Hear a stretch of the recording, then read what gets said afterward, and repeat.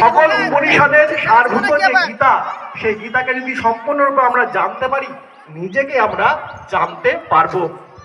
তিনটি বল আমাদের মধ্যে কাজ করে, বাহুবল বা শরীর বলম, বুদ্ধি বলম, আত্মবলম।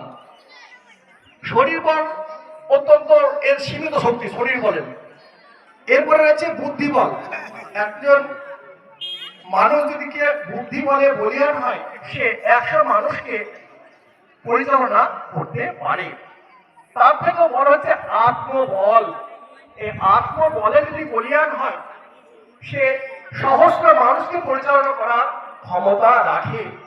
এই গীতা আমাদেরকে শুধু শরীর বলে সীমাবদ্ধ রাখে না, বা বুদ্ধি বলে সীমাবদ্ধ রাখে না,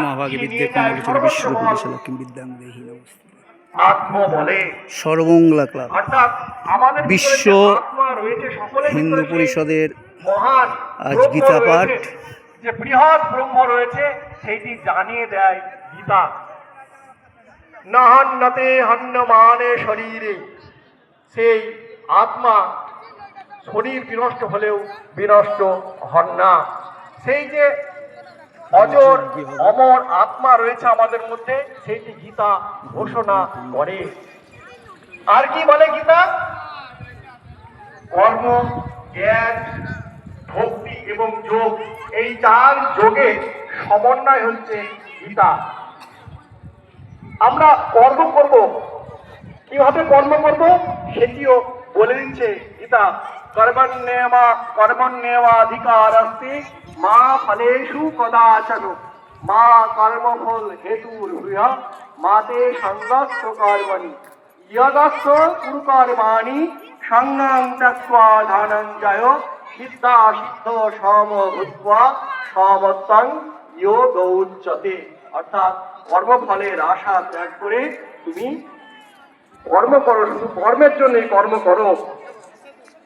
দ্বিতীয় যে শ্লোক, সেই শ্লোকের অর্জুন হচ্ছে এই গীতা দুগ্ধরূপ, তার পানকর্তা এবং অন্যান্য সুধীজনের পানকর্তা। তৃতীয় শ্লোক, সেখানে ভগবান শ্রীকৃষ্ণকে বলা হচ্ছে বাসুদেব সুতং দেবং কংস চারুরমর্দনম দেবকী পরমানন্দম কৃষ্ণং বন্দে জগদ্গুরু। কৃষ্ণ শুধু হিন্দু ধর্মের নয়, সমস্ত ধর্মের, সমস্ত দেশে, এই জন্য তাকে বলা হচ্ছে এখানে জগদ্গুরু। তাকে জগদ্গুরু রূপে বর্ণনা করা হচ্ছে। এরপরে আমরা প্রথম অধ্যায় অর্জুন বিষাদ যোগে যাব। তার আগে অধ্যায় রয়েছে এবং প্রতিটি অধ্যায়কে যোগ বলা হচ্ছে। প্রথম শুরু হচ্ছে অর্জুন বিষাদ যোগ। এই যোগ কথার অর্থ কি?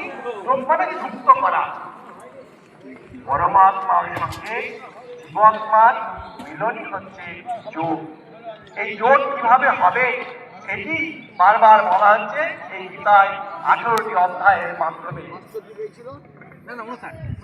প্রথম অধ্যায় অর্জুন বিষাদ যোগ, দ্বিতীয় অধ্যায় সাংখ্যযোগ, তৃতীয় অধ্যায় ধর্মযোগ, চতুর্থ অধ্যায় জ্ঞানযোগ, পঞ্চম অধ্যায় সন্ন্যাস যোগ, ষষ্ঠ অধ্যায় ধ্যান যোগ, সপ্তম অধ্যায় জ্ঞান বিজ্ঞান যোগ, অষ্টম অধ্যায় অক্ষর ব্রহ্মযোগ, নবম অধ্যায় রাজবিদ্যা রাজগুচ্ছ যোগ, দশম অধ্যায় বিভূতি যোগ, একাদশ অধ্যায় বিশ্বরূপ দর্শন যোগ, দ্বাদশ অধ্যায় ভক্তি যোগ, ত্রয়োদশ অধ্যায় ক্ষেত্রজ্ঞ বিভাগ যোগ, চতুর্দশ অধ্যায় গুণত্রয় বিভাগ যোগ এবং পঞ্চদশ অধ্যায় পুরুষোত্তম বিভাগ যোগ, ষোড়শ অধ্যায় দৈবাসুর সম্পদ বিভাগ যোগ, সপ্তদশ অধ্যায় শ্রদ্ধাত্রয় বিভাগ যোগ এবং অষ্টাদশ অধ্যায় মোক্ষ যোগ।